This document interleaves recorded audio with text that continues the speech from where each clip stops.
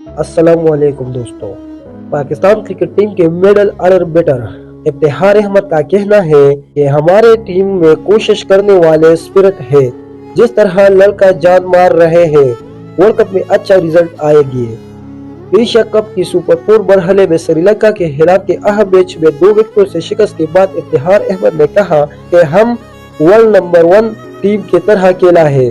हम हारे गए हैं तो इसका मतलब ये नहीं है हम सब लड़के गिर गए हैं।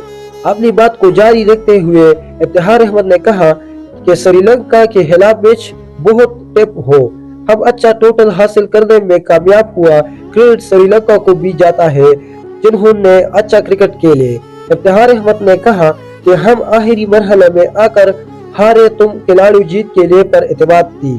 श्रीलंका की टीम खुशकिस्मती रहे जबकि हम बदकिस्मत रहे। उन्होंने कहा कि जमान खान का डेब्यू था।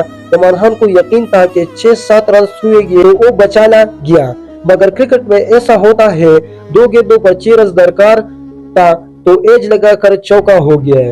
दाएं हाथ के बैटर ने कहा कि यहाँ पर पहला खेला हुआ हो, मैंने वैरायटी के साथ बॉलिंग करने की कोशिश की है और मेरी कोशिश थी कि श्रीलंका के मोमेंट को तोड़ा जाए। 86 रन का इनिंग्स खेलने वाले मोहम्मद रिजवान के बारे में इफ्तिखार अहमद ने कहा, रिजवान ने अच्छी बैटिंग की, हम बहुत एक साथ खेला हुए हैं। अंदाजा था कि मुश्किल सूरत हाल से कैसा निकल है।